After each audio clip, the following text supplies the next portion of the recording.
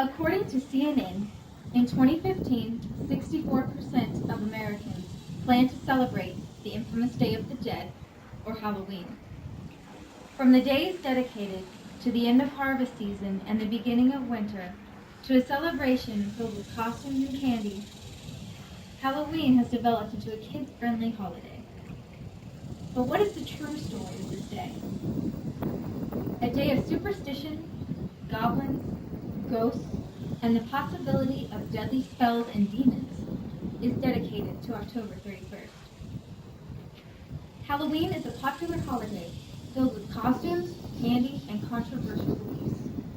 But the true origin of October 31st dates back to the ancient Celtic festival of Samhain, and that comes from the History Channel, The History of Halloween.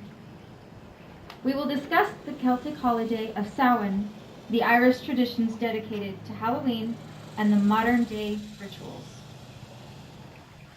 2,000 years ago, what is now Ireland, the Celtics, United Kingdom, and France dedicated November 1st to celebrate the new year. November 1st marks the end of harvest season and the beginning of winter, which was said to be the time when the bridge between the living and the dead arose.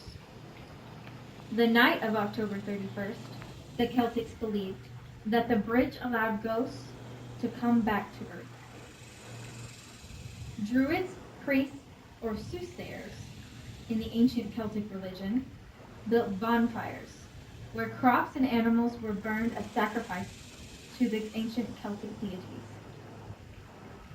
The ritual of costumes is connected to the Celtics, who wore animal skins and heads while trying to tell each other's fortunes. At the end of the festival, they relit the fires that they had extinguished earlier that evening to help protect them from winter. Samhain in Ireland still resembles the ending of summer, or the bright half, and the beginning of the dark half.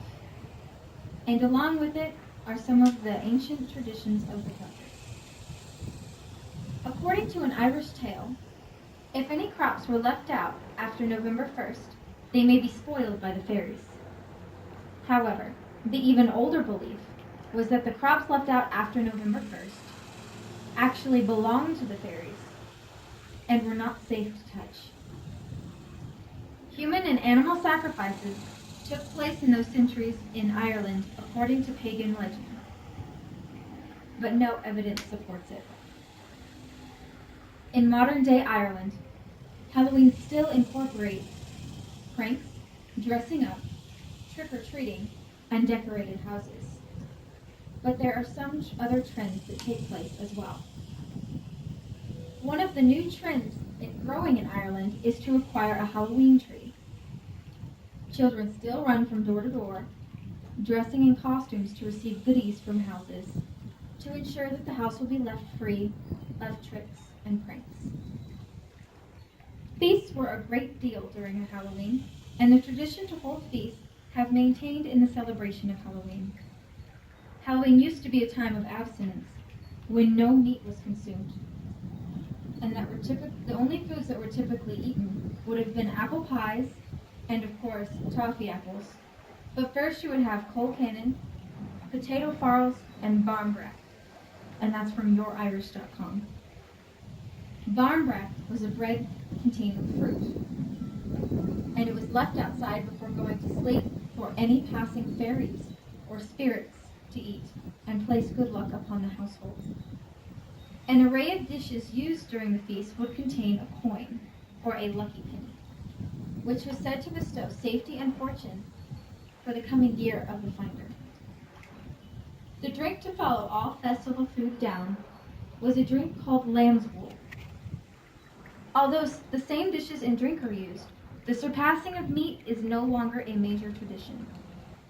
When the feast is over, adults typically party into the night, while the children tell stories of ghosts. Feasts and candy and memorable moments fill the night of Halloween. From the days when the night was filled with ancient customs to appease the spirits, to the new traditions of the 21st century, Halloween will continue to be a day to remember. As they say in Samhain, the wheel has turned, the veil has spinned. Blessed Samhain, Donahue.